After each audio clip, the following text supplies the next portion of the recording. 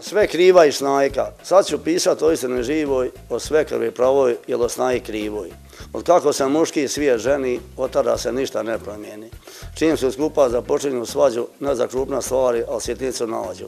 Kako obe na sebe podižu, zafrkaju i rodbinu bližu. Ukućanje sve uhvati trema, jer od svađe ništa gore nema. Gile svoj talenat da prepozna i u šaljive stihove pretoči nepoželjne ljudske osobine, situacije i događaje iz svakodnevnog života otkrio u ranim 30. godinama, za vrijeme rata. Noći provedene na borbenoj liniji u rovu prekrećivao je slažući stihove i razveseljavajući svoje saborce.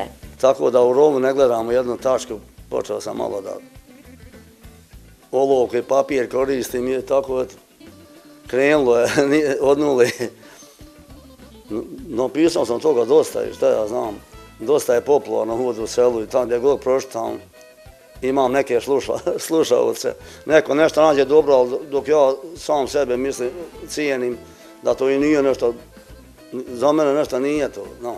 Ali ako drugi ljudi veli da nešto valja, pa je slažem se. Do sada je napisao stotine šaljivih pjesama. Inspiracija su mu ljudi koje poznaje, svakodnevne situacije pa i životni problemi koji su, kaže, lakše rješivi kada se posmatraju na duhovit način. Gdje god pročitam, ljudi su oduševljeni. Pa nekad im treba, i ne treba istina nekada.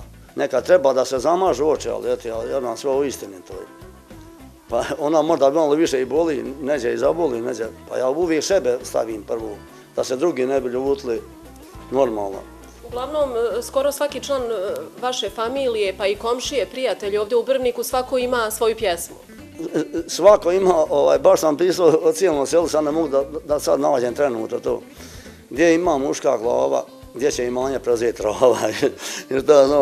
Tako u svaku kuću, ali sam prvo sebe spomenuo, ali bilo je malo i svađi, tu nedaleko. Nije govorilo jednoj familiji. Ljudi, ja sam prvo sebe opisao.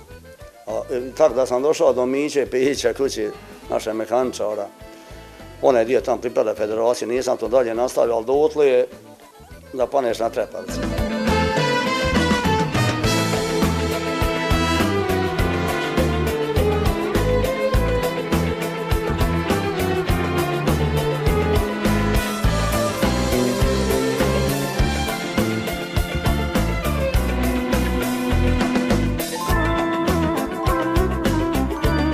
Svud je tako u selu i gradu, mladi drugo ništa je ne znadu. Spavaju do podne, hodaju po noći. Kako li će roditelji izdržati moći? Kad god nema para, dijete čejiv ganja, a u mene plata, kuća je jedna manja.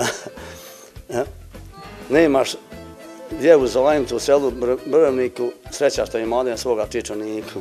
Uvijek vratim što uzajmi čiča, tako svaki mjesec uredi ista priča.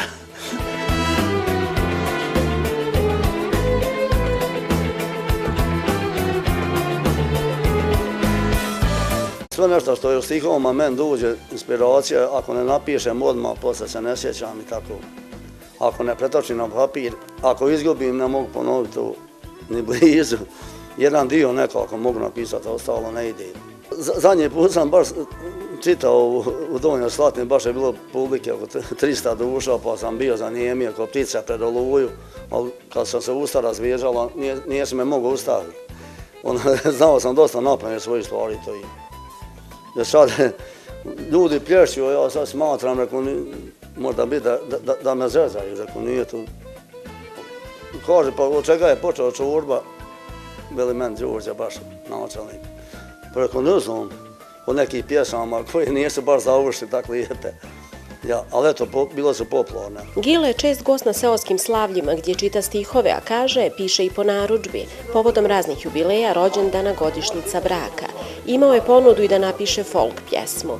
Iako je skroman i u svojim pjesmama, kaže, ne vidi ništa posebno, mnogi ga ohrabruju da objavi zbirku poezije i tako ovjekovječi šaljive stihove o jednom vremenu, ljudima i događajima.